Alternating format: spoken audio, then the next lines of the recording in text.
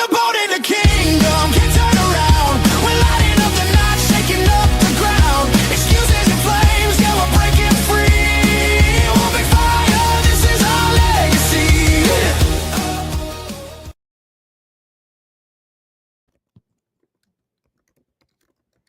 Yes, sir. Yes, sir. Yes, sir. Good afternoon. Good afternoon, everybody. Welcome to the One Big Fire. Hello, Mr. Jay Kinder. Hello, Mr. Albie Stasic. How are you today? Man, I'm been really focusing on the try not to eat too much, saving some room for this big festivities this week and stuffing our faces with lots of carbs and all that stuff. I got to tell you, dude, the peptide thing's been good. For me, I love to eat. I don't want to take anything that's going to not want me to eat, but this Retta TrueTide, what it's done is, and I, if I can't feel it, I don't know that it's working. So the first couple of weeks, I was like, man, I don't feel anything. Well, come to find out, I wasn't taking enough. So I upped it a little bit, and my appetite didn't disappear, but I eat half of what I would normally eat. So I DoorDash something. I would normally just eat the whole thing and feel like crap, the rest of the night. And I typically eat later at night. I think you guys do too. Yeah. And now I'm eating half, putting half in for lunch the next day. So I'm ready for Thanksgiving, man. How about you? Yeah, man. Same. Lots to be thankful for this week, is always a reminder of being thankful for the things that we have in our lives. And so always a good time to reflect. As far as I'm on the tirzepatide. So if you kind of slowly move into that at a certain amount. If you take too much, man, it makes you real sleepy. I hate that feeling. But I'm on a kind of normalized dose at this point, but I don't know. It's been fantastic. I feel great. That, and dude, I've been taking, Amber bought this. I don't know where she got it, but I've been taking this, the RHO NAD. So I used to do the shots. Yeah. But like my skin tone is better. Like I feel better, it's great, man. I can tell a difference with that. And that's, a lot of this stuff, you can't take it because it doesn't absorb the way it absorbs in the stomach. Something doesn't work or whatever. So there's a lot of these that don't work, but this one is one that's made for taking it, ingesting it instead of the shot. And so I have that too. I actually, Courtney got the 3 bottles. So I got the NAD, and then there's, dude, I can't even pronounce the other stuff, but I just put it right in my water every day. Me too. And mix it right in. But yeah, I was actually about to switch over to the injectable NAD because I heard that, that it's better for, your body kind of like absorbing it. But maybe I just stick to, hey, one less needle in my belly. Yeah, dude, I got tired of the needles. But this, I don't even know what brand. This is probably what Gary Brecka suggests.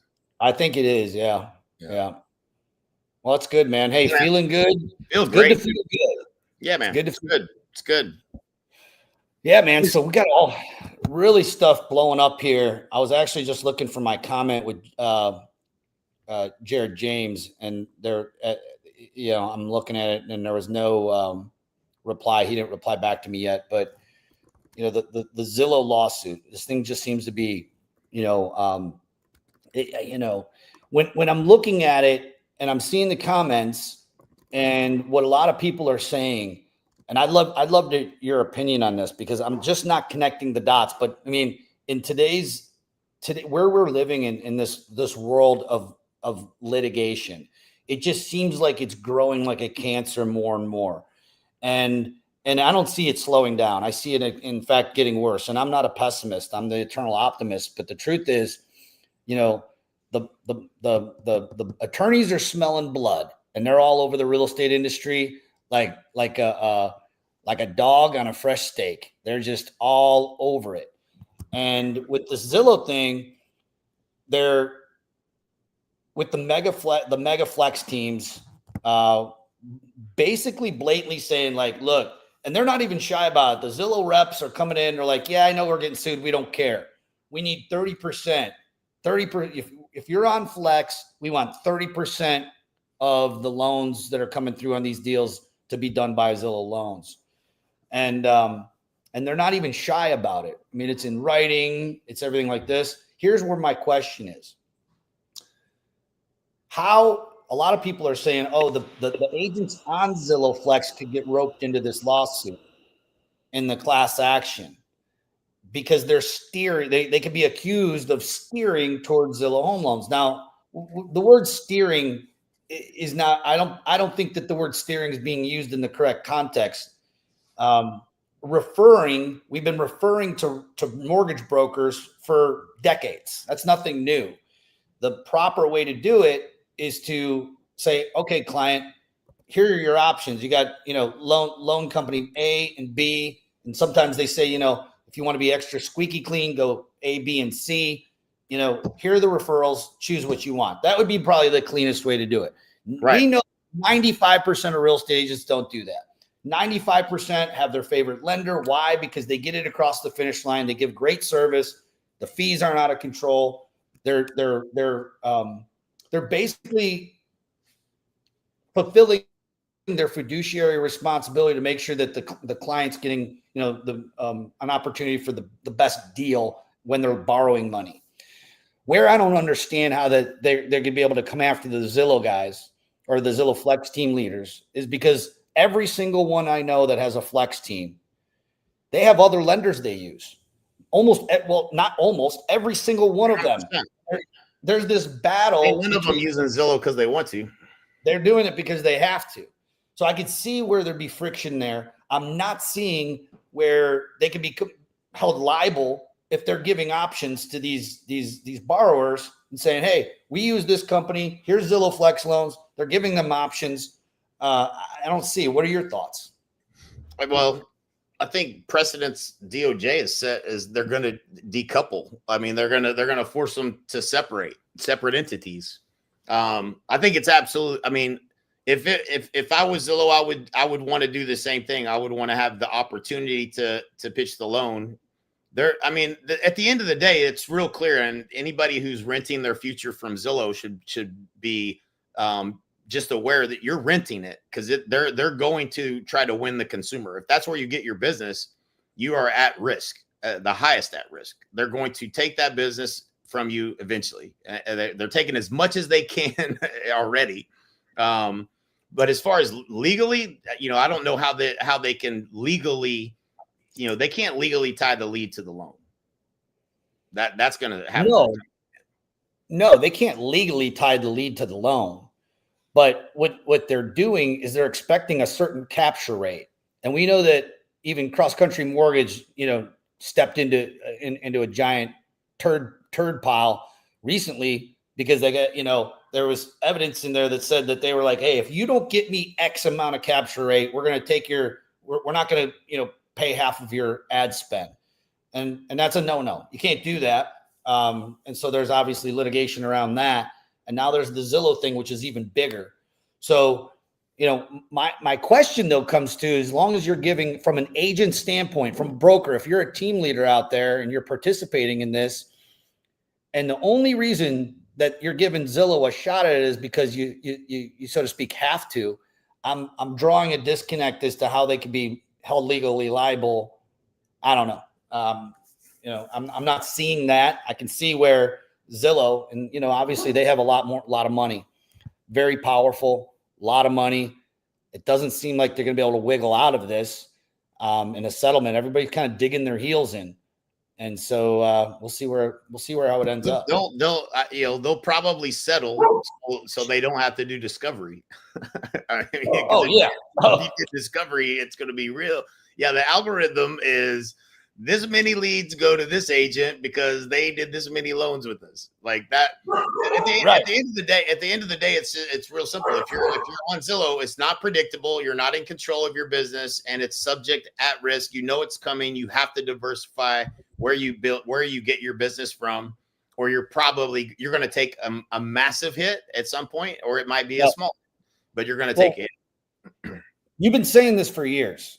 If you're building your business on the foundation of Zillow, you're in trouble, because since it came out, dude, do you remember when Zillow first came out, when no one knew what it was? It was sometime around 2000. I want to say it was right around like 2008 or 9, I want to say. Reason I believe that is we were in the middle of a shitstorm of the real estate collapse. I was doing short sales, and my buddy with Remax was like, dude, have you ever heard of Zillow? These leads are like gold and they're cheap. Since then, we're almost going on 2 decades of Zillow. Since then, they've changed their model probably a dozen different times. Yeah. Yep. Every time they change it, it's in their favor and taking more money out of the agent's pocket. And it ain't stopping, Nope. So, we do have a solution for that, Jay. Man. I mean, at the end of the day, this is imagine. I mean, nobody tells you this when you get into real estate, but if you learn how to acquire a customer, Zillow just has the traffic. How do you get the traffic to your offer? And how do you hit, if you can do that, which we know how to do that at super low cost, $3 to $5 cost per lead, then you control the customer acquisition process, and you can turn the volume up, you can turn the volume down, but you have no choice. Or you could just be beholden to Zillow, the Zillow monster.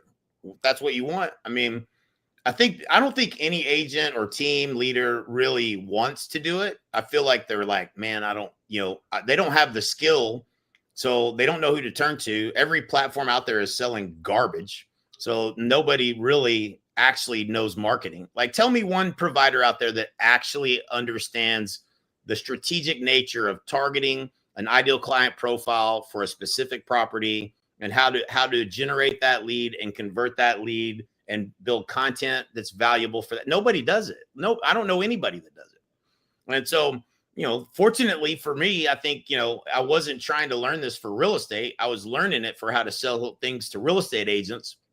And as I got in the room with people like Frank Kern and Dan Kennedy and Jay Abraham and learned from the masters of marketing, I learned those skills that translate very well to, understanding the customer profile. Who's buying right now in your marketplace right now? Who are they and why?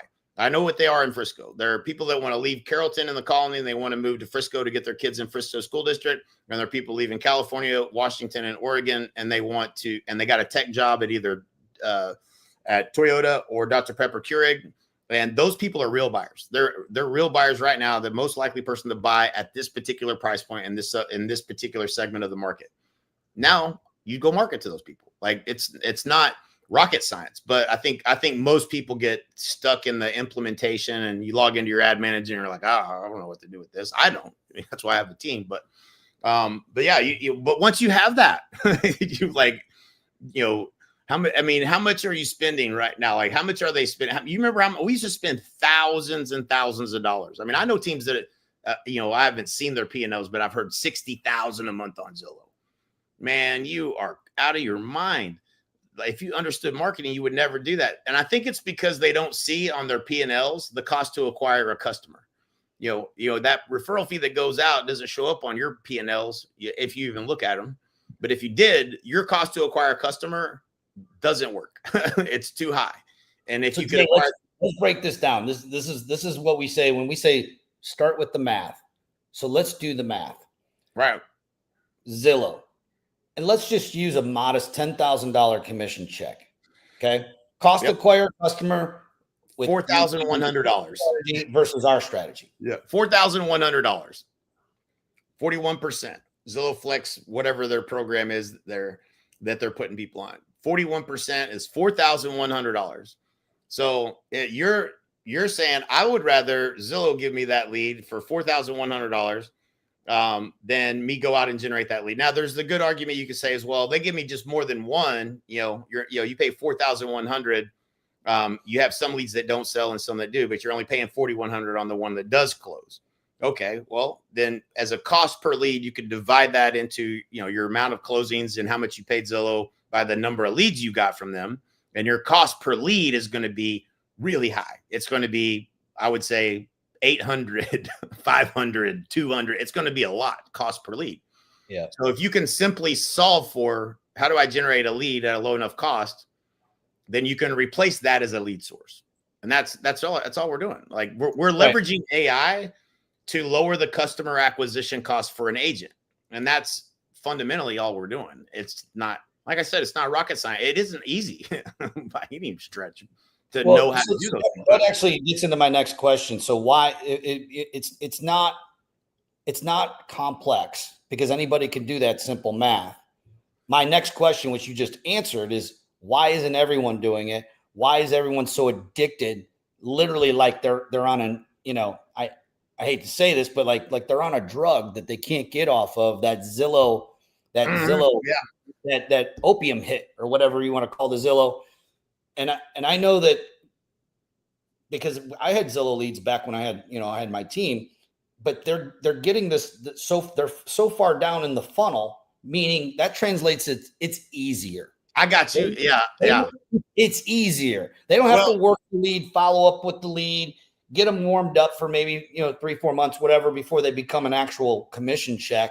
These people are typically ready to go. Nah, that's not true though. I mean, I talk to people every day using Zillow, and they're not all. I think they're taking that same traffic of eyeballs that you could generate yourself. That, let's say we generate 100 leads on a $3 ad spend. That a $3 per cost per lead. That's $300 ad spend to generate 100 leads. What they're doing is they're figuring out the ones that aren't real, and they're just not giving them to you. And they're only giving you the better ones through their algorithm that they've determined that this one is better. And not always better. They're not always ready to buy right away. A lot of people will tell you, I'm getting these leads and they're not that great. And so it's not a perfect science. It's not like they're qualifying. And sometimes they do, right? They had the call center, make the call, qualified, handoff or whatever. But you know what I think might be part of it, Al? I think that because Zillow is managing this like a business, and they're trying to optimize who's going to close the most and who's going to bring the most loan. They're trying to monetize all of this traffic that they built all these years, hundreds of millions of dollars. They got all these eyeballs. How do we make sure we get the throughput of the most dollars back to Zillow? So they're managing the agent like a good team leader would manage their agents if they were spending their own money, right? And so I think part of it is these team leaders that probably shouldn't have gotten to the team leader stage, that they did a good job because they're really good. And then it's like they started hiring a few agents, and now they got plugged into Zillow, and they're like, man, that agent's really good. But does that make them a good manager and leader of other agents? Does that make them a good team leader? Probably not in all cases. And so a lot of those agents that are, now they got 10 agents on their team, and they're Zillow Flex, and their numbers are going up, and here they are on stage getting their awards, but they have no business actually building a team. And they built it on this super fragile house of glass, a pillar of glass that could disappear tomorrow. I think there's a lot of people that built teams that are not profitable and are wishing they hadn't, and are looking for alternatives. If they're smart, that's what they're doing. But I think does that make sense? Maybe I think that it makes total sense. And what it boils down to is it's kind of it's a mirage that's being created. But let's go back to the math. So let's say that it costs $4,100 to close that same lead with Zillow. Now, there's no out-of-pocket cost, so there's some value to that because you're paying on the back end versus the front end. We get that. This, you may have to invest a little bit on the front end. Let's say $300 a month. Now, the leads that we're getting are today, because of the way we're leveraging AI and getting real granular on the audience that we're running our ads to, we have high-quality leads coming in. Yeah. These are not the bottom of the barrel home evaluation leads that we used to run back in 2016, 2017, right? We were playing that game. Yep. Different game, different time, place. We have AI right now that most don't even understand how to leverage AI beyond asking ChatGPT a couple questions about what peptide to use. We're using this to create an audience that's so spot on directed, like a laser beaming in to like what you were using the Frisco. I know you always that's where you guys live in Frisco. You're an expert at who's moving into there. Therefore, we can use and leverage AI to target those people with our ads. Now, it's still a $3 per lead. So let's play this out. After 1 month, 100 leads coming in, our least skilled agents that are using Funnel Pilot right now are closing about 2% of those. Some of them are closing 3-4%. That's 3 to 4 deals. Let's just look at the modest two. They're closing at 2%. They paid $300 for the month of leads. So let's just say that for those two that their cost to acquire each of those those closings was $150 each. Yep.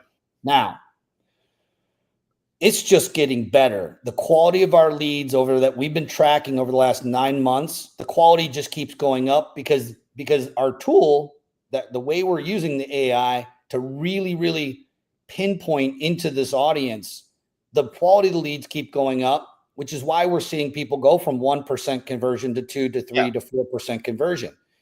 When you're playing a game, and we are playing a game, your competition's paying $4,000 to acquire that customer, and you're paying $150. I mean, just do the math. So exponentially, do you have to follow up a little bit more? Yes, but we have AI agents who are now stepping in and even doing a lot of that heavy lifting.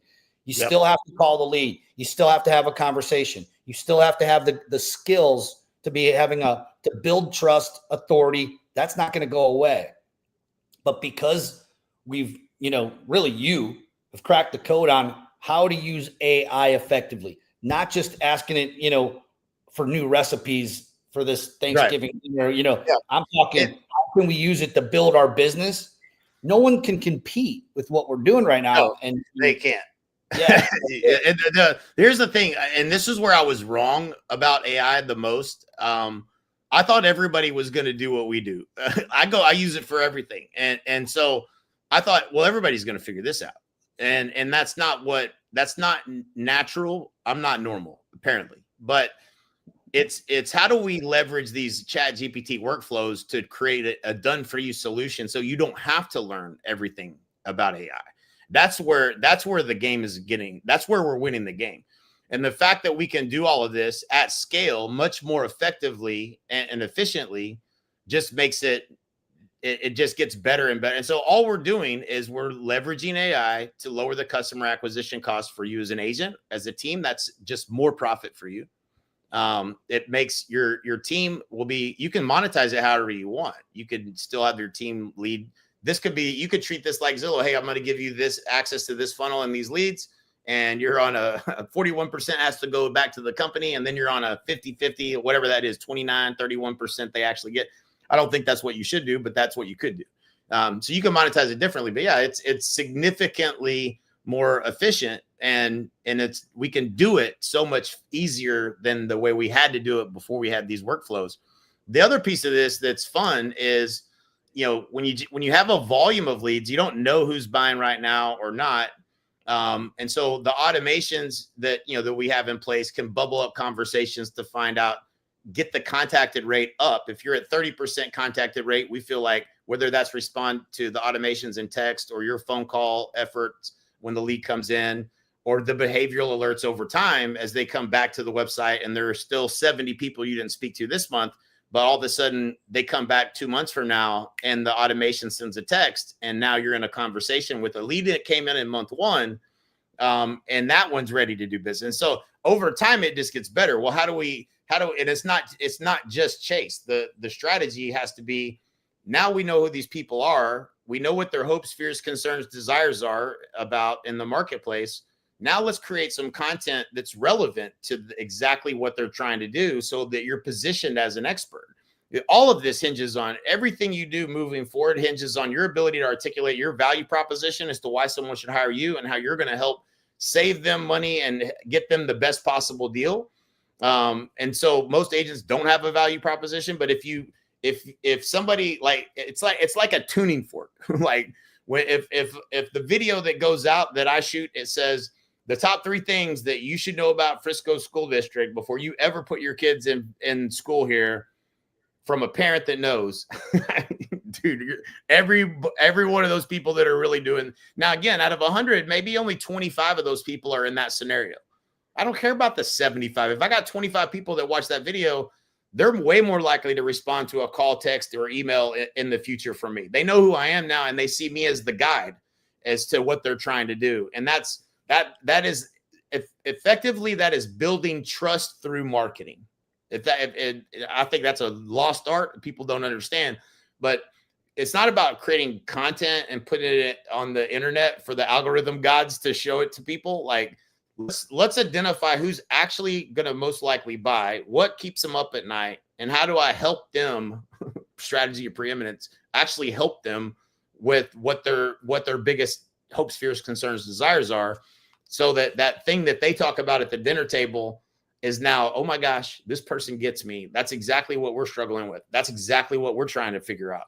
That's how you over the long term, you build a moat around these leads you're generating that is defensible. Now you can't come, these people now look at you as the guide, and they know who you are. You can put any agent in that seat to take that lead. They're coming to you. And so that's just, it's a deeper strategy than I think most people ever think about doing.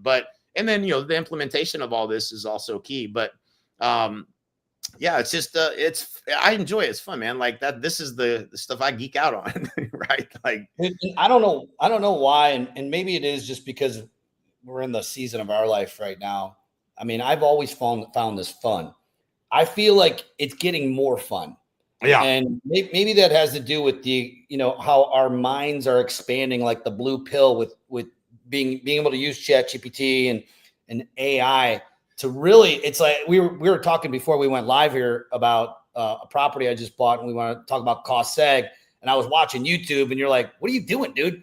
Punch it in your ChatGPT. And I'm on ChatGPT 20 times a day. I don't know why I didn't think of going there first, because I was always thinking of going to YouTube first. But back to content. Yep. Here's where it's fun. If you're an agent and you're probably in business planning right now, and here's the cool thing: like if you're trying to double your business next year, and many agents they're trying to dig themselves out of a hole and get back to where they were in 2021. Cool, wherever you're at, there's only a few things that you actually have to nail. One of them we talked about was the lead generation. You got to have a way of generating low cost leads. And you need to be able to do it consistently, not just, oh, maybe I'll get 20 this week, but I'm only going to get 5 next week. Like, that's what you would get. Like if you ran a referral only business, you have to have a consistent top of funnel that's filling your pipeline. That's just the only way to grow and double your business. Number 2, you got to know how to convert them. We'll talk about that. It's a coaching thing. If you don't, you got to, you could log in, and we that's what we do every single week. I think we're up to like 6 different coaching on different programs every single week that costs our agents nothing. The last 2 pieces, and you just touched on it, was content. And I think it's the number one thing. Like a lot of people set out and say, I'm going to grow my YouTube channel. I'm going to put more content out this year. And they just don't understand how to do it, or they have a fear. And the fear that they have is, I don't know if it's going to be any good. And is it going to really build my business? And you actually just touched on it. And I want to go deeper on it. Yeah, go ahead.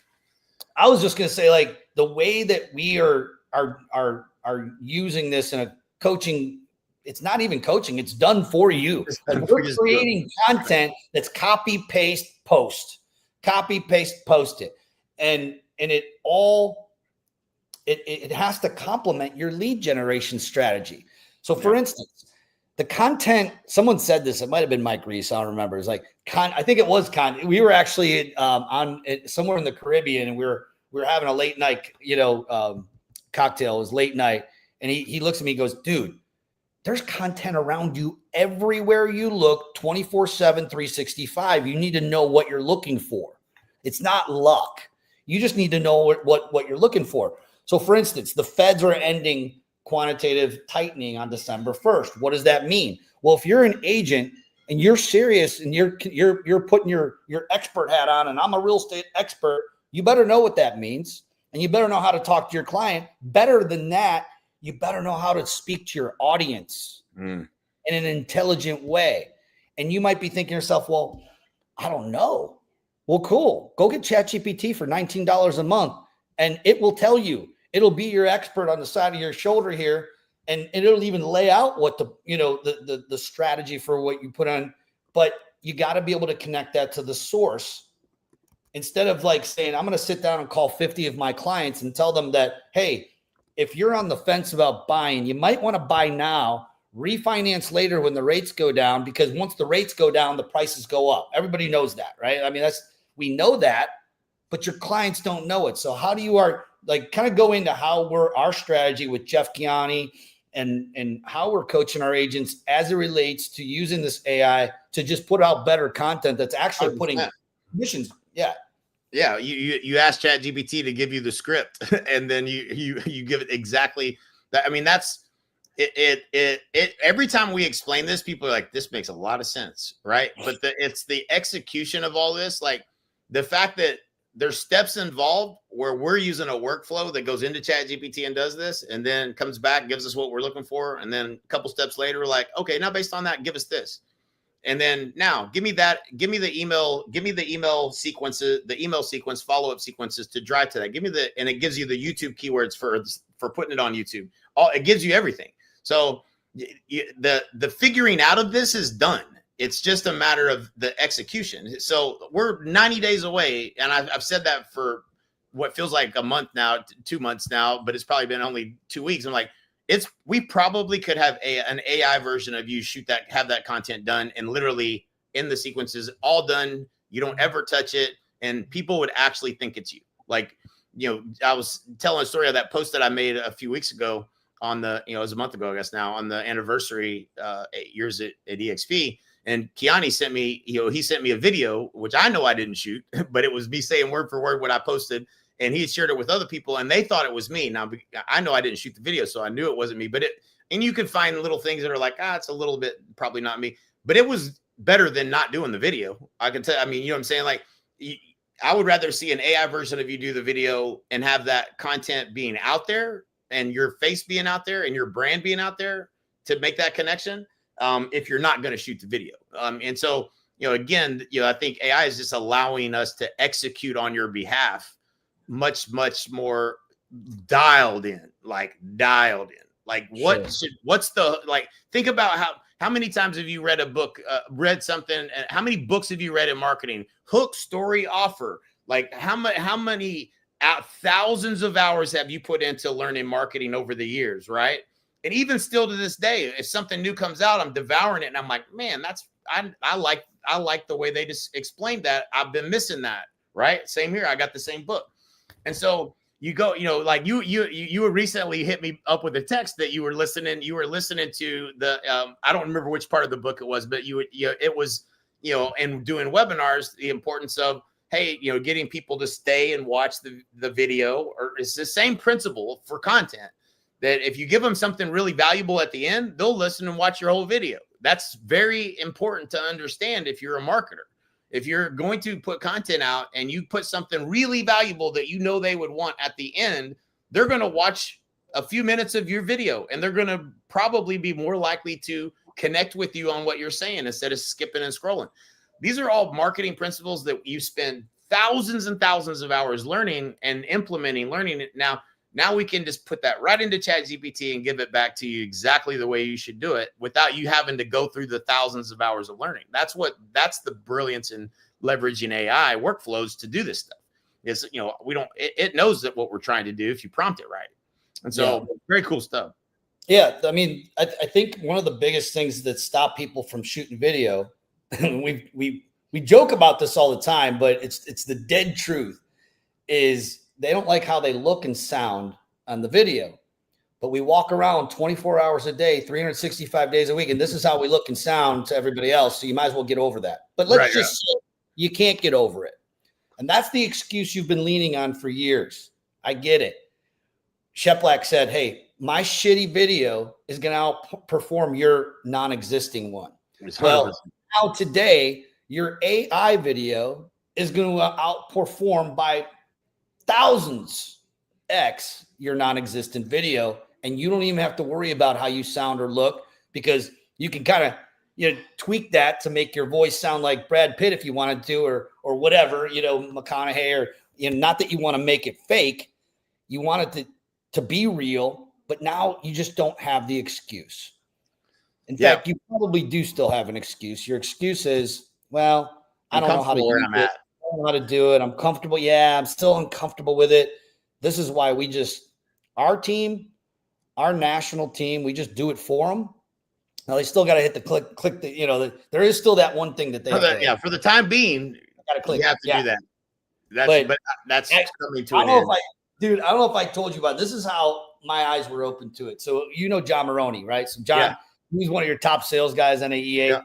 I was scrolling, right? and I don't really scroll that often. I'm just too damn busy to scroll, but this one stopped me. I see John Maroney on a stage playing guitar, singing like he's John Mayer up there. And there's all these people cheering. And dude, I was fooled because it looked exactly like him. And I'm so embarrassed, dude, because I sent him a message. I go, bro, I didn't even know you were a musician. He got me. Like, it was so real. He was doing an acoustic solo. I think he was like kind of singing a Christian song or something. And I was like, damn, bro. I didn't even know you sang. I was so full. And he goes, bro. And he told me the name of the app, and I don't remember what it was. And that's where it was for me, where I was just like, wow. And we're seeing all these goofy videos that are coming out. And the first thing that what our minds are being trained to do right now is like say, okay, is this real or AI? When you're seeing a video that's like two animals fighting or it's, whatever, Right. someone saving something, the first thought is this real or is this AI? Right. My question to you is, in 3 years, are we still going to be asking that question? Like, No. it's going in this other direction, and Not in 3 years. No. Not in 3 years. I don't think that's the question that we're going to start asking. Is like, okay, is this real or AI? Because there might be just an assumption that it's all AI. Yeah. Is that good? Is that bad? People don't, man. Let me tell you. So let me tell you what when you got a big enough problem, okay? When an agent is like struggling and they're trying to figure all this stuff out, like, God dang, man, I got to figure out, I got to sell more than I'm selling. And they start seeking, right? They're looking for solutions. They're watching webinar. They're doing all this. Like, when you got a big enough problem you're trying to figure out, and this goes back to like, this is 101. If you don't understand who your ideal customer is and what problems they have, then you cannot possibly help them. And you certainly can't market to them because you don't even know who you're trying to talk to. And so I know how to talk to an agent that has a problem with growing their business at such a deep level of understanding of their frustrations that I can create really good marketing to attract them to solve that problem in a way that I can help them and not charge them anything. It's very simple. This is how we recruit to EXP. But the consumer situation, like you're talking about, the quantitative tightening and what that means. And if you don't know what that means and how to communicate, if you can communicate a message to the consumer about their biggest problem, man, I've got this house. I want to get my kids over here in this school district. He's going to be in middle school next year. This is the year to do it. I don't know if I should do it now or wait. Like, when you really understand what's keeping them up at night and you can communicate information that helps get them to clarity, you are going to make a connection with them, and they're going to be like, that is what I needed to know. That's exactly that person is going to want to do business with you. This comes down to being an expert, and the cool thing is, where this stuff was hard before to learn everything you needed to learn, man, when you get the scripts that we send back to people, when I read through them, I'm like, dang, man, I didn't even know this, right? Like, there's things that you're going to learn. You're like, oh, that's a loan program I didn't even know about. I need to learn more about that. Tell me more about this loan program. That is okay. So if they could qualify for that if they're this. And so there's all of these things that and if you understand this is what I say, the conversation that goes on at the dinner table, the thing that they're most concerned about in making this move, when you can really understand who you're trying to talk to and stop trying to talk to everybody and just talk to that one person about that thing that's bothering them the most and educate them to get them to clarity, that is what good content is. And that's what good marketing does. And so, it's not that it all makes sense, right? It's like nobody's listening to this going, man, they're brilliant. What they're saying is so smart. Duh, right? Like, this is like, yeah, we should probably know that. But if you don't ever get clear on, and this is where ChatGPT has been extremely valuable. I have an idea of who I think's buying right now. Okay. And so, like, in every market now, I've been on calls with agents in every possible scenario you can imagine. The bum Egypt out in the middle of nowhere where there's nothing really going on. And the people that are buying there are, local people that, that are sitting on 3% interest rates. And where's the buyers coming from? Oh, they're bleeding over from this city because they want to get their kids over there in that school. There's all these scenarios. New Jersey, people leaving the boroughs of New York and coming down. What's on their mind? What's making them make this move? What do they love about it? What are they concerned about? All of these, like every scenario is different because in every market, the actual people that have to move right now, we didn't get into this, but the housing demand and the fact that the jobs are half of what they were, the new jobs reports half of what it was last year. There's less people moving from jobs. Like that's why it feels like you're walking up a hill trying to find deals. All of these things play into it, but there are some people that are moving, and who are they? And when you ask that right question, ChatGPT is dialed in. It knows the answer to that, and that's now you know who to talk to. And I think most people don't even ask that question. But if you don't ask that question, then you're never going to be have that lack of that level of clarity. And everybody I talk to has some idea, right? Like even the things that it told me about Frisco, and I'm not actively selling, but I was like, well, yeah, that makes sense. I live here for the school district. That's why we moved here. That makes sense. Okay. Yeah. Knew those two big, tech companies were here.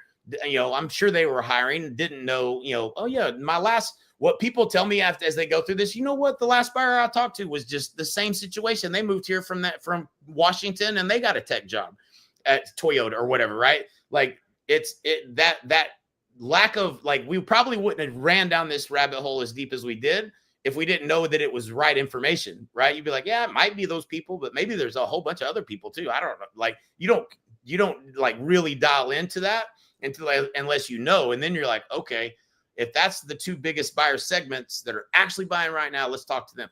Or if it's a seller that's selling, why are they selling right now in this marketplace? What's the message what's their big hopes, fears, concerns, desires?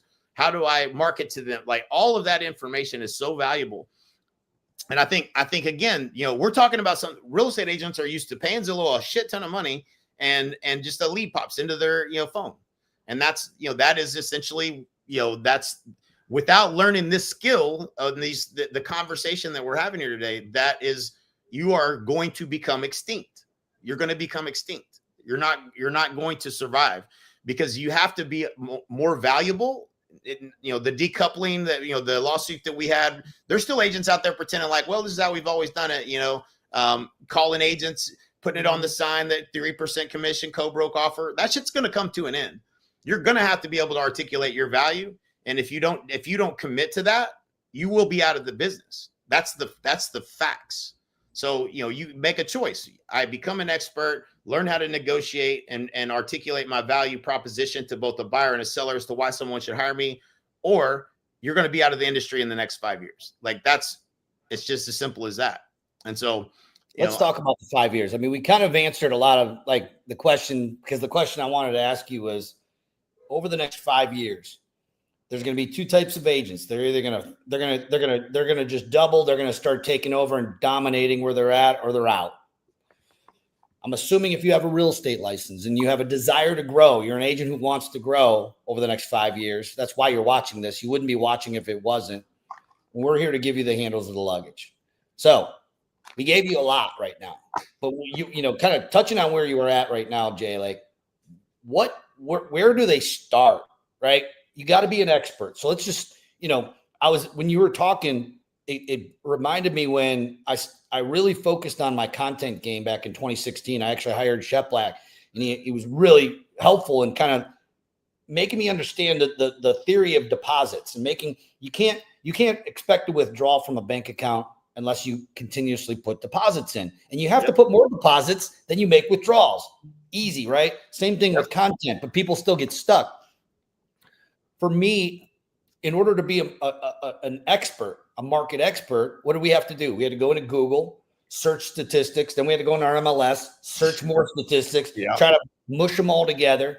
And if you think about where the world we're in if you're not using AI right now to do that, you're so far behind because of collapsing time. You're not collapsing time. What you're doing is you're doing things how we did in 2016, where Jay, my team, our team, we're doing things for 2026 right now, and we're coming up with not only better content, but in a fraction of a time. But getting started, let's talk about that, and really kind of digging into What's an agent to do if they want to get started on this? Yeah, dude. It gets me so daggum excited. Like, there's so much you can do when you understand marketing. I think the first here's my philosophy on where you start. My philosophy on where you start is go to Chat GPT and search who are the most what is the price point in the cities I live in. So I'm like Plano, Frisco, McKinney, Little Elm, the Colony, Prosper, Salina, let's say. So like that's all 15, 20 minutes of around me, pretty much all the cities. One city's probably doing better than the other. You could go in the MLS and figure this out pretty quickly, but I would say, what is the price point that's that has the most volume of turnover, sales, and the most volume of people searching and most demand?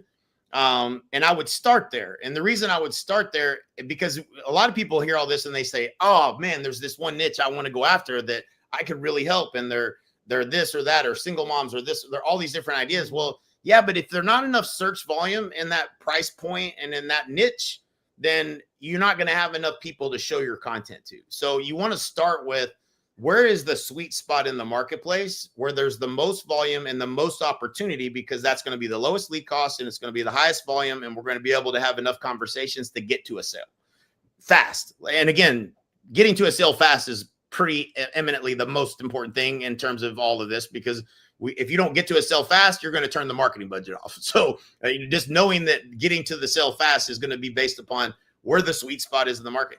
Once you know that, now based on that property, this property address, this location, what is the most likely person to purchase this home? And what are the characteristics and their situation that of the buyers that are most likely to buy this over in the next 6 months that I should be targeting in terms of my audience? And it's going to give you more than you ask for. Cause like, I've just noticed that like sometimes like somebody texted me today because I made a post about how I took my investing deal and I ran it through Chat GPT and it spit it back out with the funniest damn reply I've ever seen. Like, the deal was so bad it pissed off Chat GPT. It was like, I told you about it at the beginning, but I'll say it here. It's like, at the end of this, it said, if you'd like for me, what it said, if anybody else wants you to fund their $5 million dreams, I'm happy to be the bouncer at the door. Like, that's how Chat GPT was like, this is such a terrible deal. I can't even believe you made me look at it.